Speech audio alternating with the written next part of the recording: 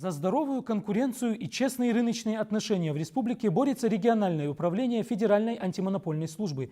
В числе задач, стоящих перед ведомством, контроль цен и правильности оказания услуг для государственных и муниципальных нужд. В общем, работы много. Как раз о результатах деятельности за прошедший год шла речь на пресс-конференции, посетить которую не преминула и моя коллега Мадина Оздоева. 2020 был богатым на антимонопольные процессы. Управлением было возбуждено и рассмотрено 54 дела о нарушениях антимонопольного законодательства. Выдано 6 предупреждений о защите конкуренции. Выписано административных штрафов на сумму порядка 80 миллионов рублей. Подавляющее большинство нарушений, которые мы выявляем, оно, скорее всего, проходит по незнанию законодательства.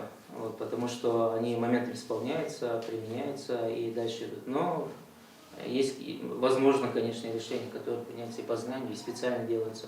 О новых фактах нарушения антимонопольного законодательства представителей СМИ подробно проинформировал руководитель ведомства. Здесь, как правило, не обошлось без вопросов, в том числе и каверзных. Их представители общественного совета при управлении сформулировали заранее. Сколько дел дошло до Уголовного кодекса? По нашей информации, по нашим материалам, которые передаются, уголовных дел не было еще. Ни одного. Ни одного. Ладно, В чем госзаказ. причина? Ладно, госзаказ. Тут сговоры. Сговоры? Сговоры еще бывают, мы их тоже передаем, естественно. Рассказали и о перспективах незакрытых споров и проблемах, с которыми приходится сталкиваться при исполнении федерального закона о запрете создания и реорганизации государственных и муниципальных унитарных предприятий. Федеральная антимонопольная служба является советником и помощником местных органов властей. Мы можем только говорить, советовать, а принимать решения, естественно, собственник. Собственник – это республика. Поэтому мы можем только подсказывать им. Со своей стороны мы, естественно, подсказываем.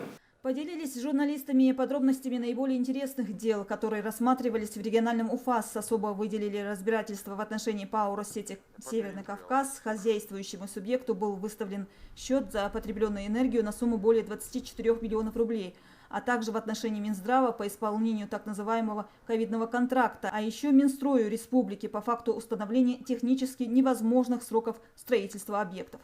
Приводить пример это, то есть борьба с ковидом. 63 миллиона, считай, заключили контракт на поставку медицинского оборудования, которое было крайне необходимо нам. 16.04 был заключен контракт. Оборудование было поставлено 9 сентября, через 5 месяцев. Антимонопольщиками проводились инициативные неплановые проверки закупок. В рамках реализации национальных проектов по ним выявлено более 270 нарушений. Внесено 6 решений о включении в сведения в реестр недобросовестных поставщиков. Получился своего рода открытый диалог, где ни один вопрос не остался без ответа.